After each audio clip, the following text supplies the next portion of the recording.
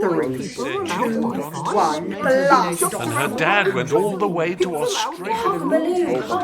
This is going to be the most exciting night of my life.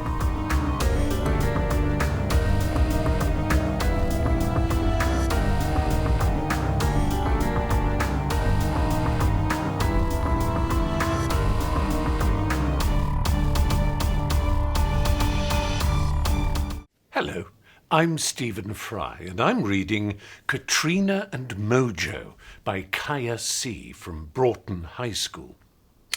Once there was a girl named Katrina who just recently moved from Wales to Scotland because Wales was too expensive to live in, so they couldn't eat much.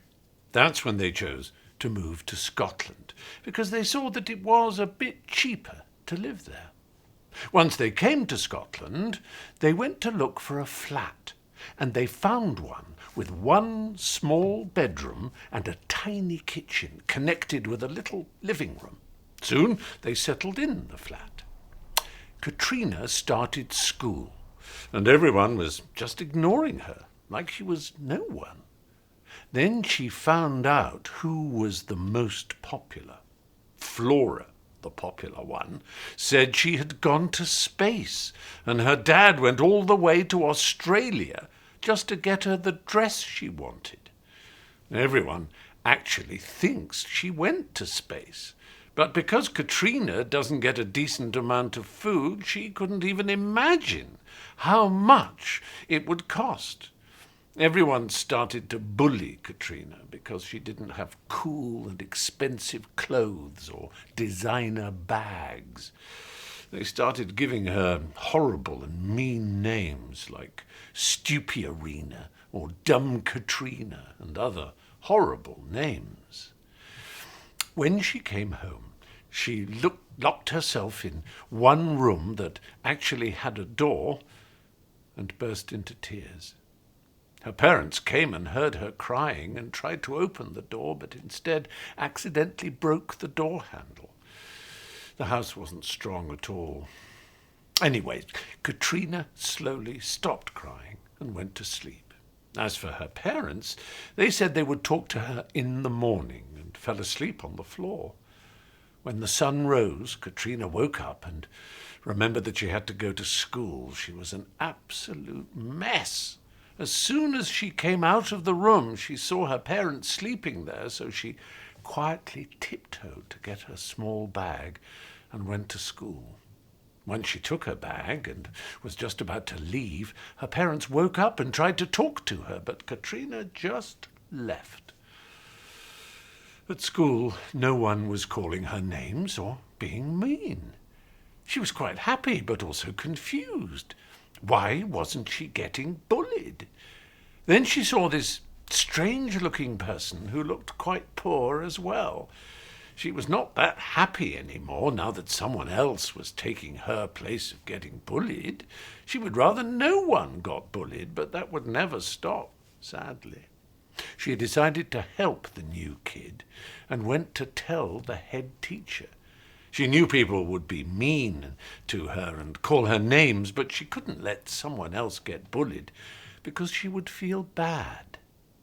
When the day ended and school was over, Mojo, the one getting bullied, was sitting there all alone, so Katrina went over to try to talk to him. Then he came clean and told Katrina he was an alien from Mars, just dressed up like a human with a mask on. Katrina was shocked. She didn't know how to feel. She'd helped an alien. But she said, no matter who you are, or even what you are, you should still be treated the same. Mojo was quite happy that at least he had made a friend that he could trust and will always be nice to. Katrina was happy too, because she had made a friend. Then as soon as the teacher told the kids that you shouldn't be doing that because it's not nice and you wouldn't like it if the same thing happened to you, everyone was being nice to each other because no one wanted that to happen. No bullying was going on and everyone was treated the same.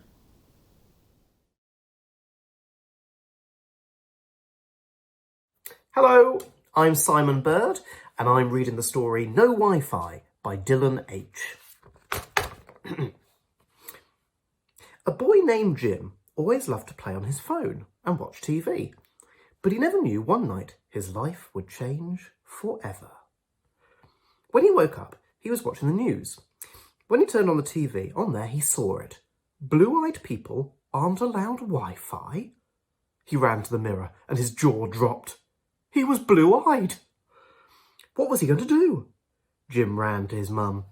His mum said it was probably just fake news, but he showed her it was STV. Jim started to cry. What am I going to do? He went to his room and cried and cried and cried. The next day, Jim and his mum took the 4.5-hour train journey down to London to complain to STV. When they arrived, Jim became angrier with every step. He slammed open the doors and went up to the broadcasting area. Jim and a lot of other blue-eyed people were furious with STV. Jim was so angry that the police needed to come stop him from going completely crazy. He knew STV would never let a boy change their rules. He thought he should just give up and go back home. Jim's mum said, I guess there's nothing we can do. Jim walked back to the train station. The train back to Edinburgh arrived and they hopped on. As he sat down, he looked around and saw people with brown eyes. They were all on their phones, smiling. Jim put his head on the table. Why me? Why do I have blue eyes? For the whole train journey, Jim had his head on the table. Cheer up, Jim's mum said. I hate life, Jim said. The train arrived in Edinburgh. Jim and his mum got on a bus to take them home. This time, Jim didn't even sit next to a window. He usually sits next to a window, but this time he sat in a single seat. His mum sat on the other side. They got off the bus, and when they got in the house, Jim stormed into his room. 1 year later. Another night of boring reading books, and Jim went to sleep. The next morning he woke up and saw something he thought he would never see. STV has shut down? Blue-eyed people are allowed Wi-Fi? He jumped around the room with joy. He was allowed Wi-Fi. Jim and his mum jumped around the room. He went to his mum's drawers and opened them, where he saw his really, really dusty phone. He wiped the dust off and played with it for the rest of the day. The end. Yep, phones are fun. Personally, though, I really enjoyed reading that, and I can't wait to read more from Outsiders by the students at Broughton High School. Huge congratulations to Dylan and all of the other Superpower Agency authors.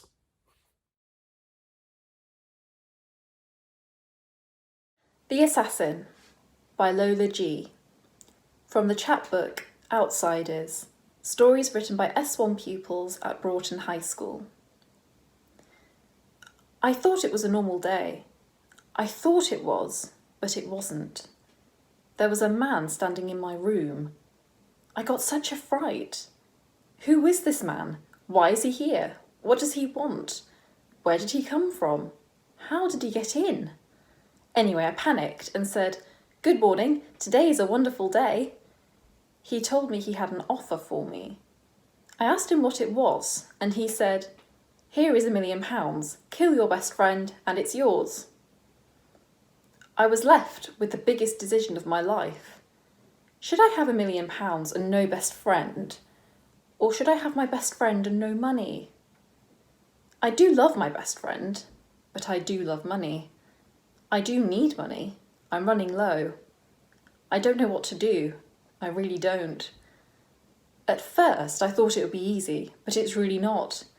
In my head, £1 million seemed to be a bigger amount each time I thought about it. What would everyone think of me if I killed Maya? I think I have made my decision. It might not be easy, but I have made it. I want the 1 million. But I really want Maya to always be here. What if I take the 1 million and hide Maya? I could say I've killed her. I don't know if it'll work. I could try. And I will try. I need to think of a hiding spot. A really good hiding spot. There's too many thoughts popping into my head. What if he wants to see the body? What if he finds Maya hiding? Where will I hide her? What's for dinner? How will this work? Will it go well? I figured out a hiding spot. I'm going to hide Maya in the park with my sister so she looks normal and not suspicious. I needed to find this man with the money. We'll call him Money Man for now. I spotted him in Tesco buying deodorant and cucumber. I ran up to him and said, "I killed Maya." He dropped all his shopping and cried. It was her boyfriend. He was playing a joke on me. He had a key to my house and that's how he got in. He picked Maya to kill because he knew how much I loved her and he wanted to see what I'd do. It was also Monopoly money. I felt so guilty. I had to tell him it was a joke. I told him and he was so relieved. I told him where I had hidden her and he said thank you. I was so glad he stopped crying, but I was more glad I had my best friend. However, I was not so glad I didn't have £1 million.